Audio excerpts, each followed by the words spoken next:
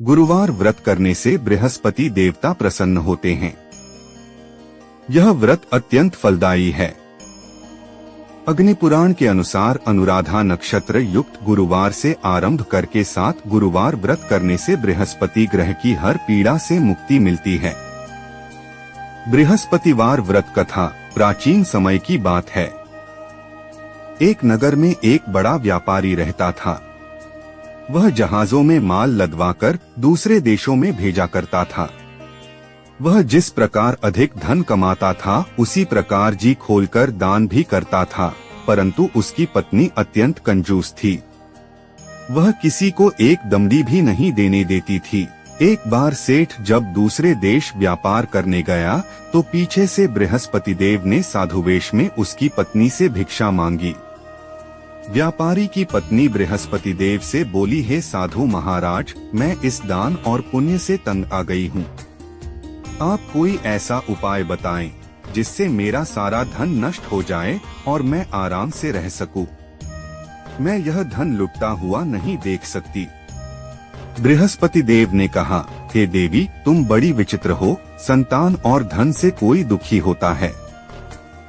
अगर अधिक धन है तो इसे शुभ कार्यों में लगाओ, कुंवारी कन्याओं का विवाह कराओ, विद्यालय और बाग बगीचों का निर्माण कराओ। ऐसे पुण्य कार्य करने से तुम्हारा लोक परलोक सार्थक हो सकता है। परंतु साधु की इन बातों से व्यापारी की पत्नी को खुशी नहीं हुई। उसने कहा, मुझे ऐसे धन की आवश्यकता नहीं है जिसे मैं दान दूं। तब बृहस्पति देव बोले, यदि तुम्हारी ऐसी इच्छा है तो तुम एक उपाय करना। 7 बृहस्पतिवार घर को गोबर से लीपना, अपने केशों को पीली मिट्टी से धोना, केशों को धोते समय स्नान करना, व्यापारी से हजामत बनाने को कहना, भोजन में मांसमदिरा खाना, कपड़े अपने घर धोना। ऐसा करने से तुम्हारा सारा धन नष्ट हो जाएगा। इतना कहकर बृहस्पति देव अंतर ध्यान हो गए। व्यापारी की पत्नी ने बृहस्पति देव के कहे अनुसार 7 बृहस्पतिवार वैसा ही करने का निश्चय किया। केवल 3 बृहस्पतिवार बीते थे कि उसी समस्त धन संपत्ति नष्ट हो गई और वह परलोक सिधार गई। जब व्यापारी वापस आया तो उसने देखा कि उसका सब कुछ नष्ट हो चुका है। उस व्यापारी ने अपनी पुत्री को सांत्वना दी और दूसरे नगर में जाकर बस गया। वहाँ वह जंगल से लकड़ी काटकर लाता और शहर में बेचता। इस तरह वह अपना जीवन व्यतीत करने लगा। एक दिन उसकी पुत्री ने दही खाने की इच्छा प्रकट की, लेकिन व्यापारी के पास दही खरीदने के पैसे नहीं थे। वह अपनी पुत्री को आश्वासन देकर जंगल में लकड़ी काटने चला गया। वहाँ एक वृक्ष के नीचे बैठ अपनी पूर्व दशा पर विचार कर रोने लगा। उस दिन बृहस्पतिवार था। तभी वहाँ बृहस्पति देव साधु के रूप में सेठ के पास आए और बोले, हे मनुष्य, तू इस जंगल में किस चिंता में बैठा है?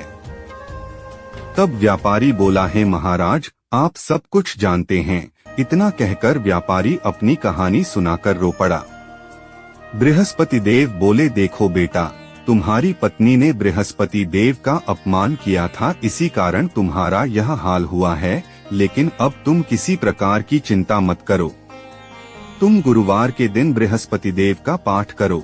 2 पैसे के चने और गुड़ को लेकर जल के लोटे में शक्कर डालकर वह अमृत और प्रसाद अपने परिवार के सदस्यों और कथा सुनने वालों में बांट दो। स्वयं भी प्रसाद और चरणामृत लो। भगवान तुम्हारा अवश्य कल्याण करेंगे। साधु की बात सुनकर व्यापारी बोला, महाराज, मुझे तो इतना भी नहीं बचता कि मैं अपनी पुत्री को दही लाकर दे सकूं। इस पर साधु जी बोले, तुम लकड़ियां शहर में बेचने जाना। तुम्हें लकड़ियों के दाम पहले से चौगुने मिलेंगे, जिससे तुम्हारे सारे कार्य सिद्ध हो जाएंगे। उसने लकड़ियां काटी और शहर में बेचने के लिए चल पड़ा। उसकी लकड़ियां अच्छे दाम में बिक गई, जिससे उसने अपनी पुत्री के लिए दही लिया और गुरुवार की कथा हेतु चना गुड़ लेकर कथा की और प्रसाद बांटकर स्वयं भी खाया। उसी दिन से उसकी सभी कठिनाइयां दूर होने लगीं, परंतु अगले बृहस्पतिवार को वह कथा करना भूल गया। अगले दिन वहां के राजा ने एक बड़े यज्ञ का आयोजन कर पूरे नगर के लोगों के लिए भोज का आयोजन किया। राजा की आज्ञा अनुसार पूरा नगर राजा के महल में भोज करने गया, लेकिन व्यापारी व उसकी पुत्री तनिक विलंब से पहुँचे। उन दोनों को राजा ने महल में ले जाकर भोजन कराया। जब वे दोनों लौटकर आए तब रानी ने देखा कि उसका खूंटी पर टंगा हार गायब है। रानी को व्यापारी और उसकी पुत्री पर संदेह हुआ कि उसका हार उन दोनों ने ही चुराया है। राजा की आज्ञा से उन दोनों को कारावास की कोठरी में कैद कर दिया गया। कैद में पड़कर दोनों अत्यंत दुखी हुए। वहां उन्होंने बृहस्पति देवता का स्मरण किया। बृहस्पति देव ने प्रकट होकर व्यापारी को उसकी भूल का आभास कराया और उन्हें सलाह दी कि गुरुवार के दिन कैदखाने के दरवाजे पर तुम्हें 2 पैसे मिलेंगे, उनसे तुम चने और मुनक्का मंगवाकर विधिपूर्वक बृहस्पति देवता का पूजन करना, तुम्हारे सब दुख दूर हो जाएंगे। बृहस्पतिवार को कैदखाने के द्वार पर उन्हें 2 पैसे मिले। बाहर सड़क पर एक स्त्री जा रही थी। व्यापारी ने उसे बुलाकर गुड़ और चने लाने को कहा। इस पर वह स्त्री बोली, मैं अपनी बहू के लिए गहने लेने जा रही हूँ, मेरे पास समय नहीं है। इतना कहकर वह चली गई। थोड़ी देर बाद वहाँ से एक और स्त्री निकली। व्यापारी ने उसे बुलाकर कहा कि हे बहन, मुझे बृहस्पतिवार की कथा करनी है, तुम मुझे 2 पैसे का गुड़चना ला दो।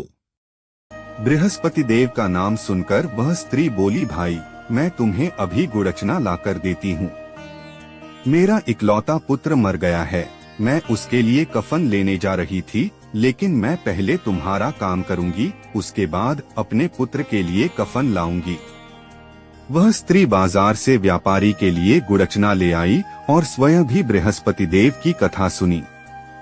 कथा के समाप्त होने पर वह स्त्री कफन लेकर अपने घर गई। घर पर लोग उसके पुत्र की लाश को राम नाम सत्य है कहते हुए श्मशान ले जाने की तैयारी कर रहे थे। स्त्री बोली, मुझे अपने लड़के का मुख देख लेने दो। अपने पुत्र का मुख देखकर उस स्त्री ने उसके मुंह में प्रसाद और चरणामृत डाला। प्रसाद और चरणामृत के प्रभाव से वह पुनः जीवित हो गया। पहली स्त्री जिसने बृहस्पति देव का निरादर किया था, वह जब अपने पुत्र के विवाह हेतु पुत्रवधू के लिए गहने लेकर लौटी और जैसे ही उसका पुत्र घोड़ी पर बैठकर निकला, वैसे ही घोड़ी ने ऐसी उछाल मारी कि वह घोड़ी से गिरकर मर गया। यह देख स्त्री रो रो कर बृहस्पति देव से क्षमा याचना करने लगी। उस स्त्री की याचना से बृहस्पति देव साधु वेश में वहां पहुंचकर कहने लगे, देवी तुम्हें अधिक विलाप करने की आवश्यकता नहीं है। यह बृहस्पति देव का अनादर करने के कारण हुआ है। तुम वापस जाकर मेरे भक्त से क्षमा मांगकर कथा सुनो, तब ही तुम्हारी मनोकामना पूर्ण होगी। जेल में जाकर उस स्त्री ने व्यापारी से माफी मांगी और कथा सुनी। कथा के उपरांत वह प्रसाद और चरणामृत लेकर अपने घर वापस गई। घर आकर उसने चरणामृत अपने मृत पुत्र के मुख में डाला। चरणामृत के प्रभाव से उसका पुत्र भी जीवित हो उठा। उसी रात बृहस्पति देव राजा के सपने में आए और बोले, हे राजन, तूने जिस व्यापारी और उसके पुत्री को जेल में कैद कर रखा है वह बिल्कुल निर्दोष हैं। तुम्हारी रानी का हार वहीं खूंटी पर टंगा है। दिन निकला तो राजा रानी ने हार खूंटी पर लटका हुआ देखा। राजा ने उस व्यापारी और उसकी पुत्री को रिहा कर दिया और उन्हें आधा राज्य देकर उसकी पुत्री का विवाह उच्च कुल में करवाकर दहेज में हीरे जवाहरात दिए। अगर आपको हमारे वीडियो अच्छे लग रहे हैं तो हमारे चैनल को सब्सक्राइब करें। धन्यवाद।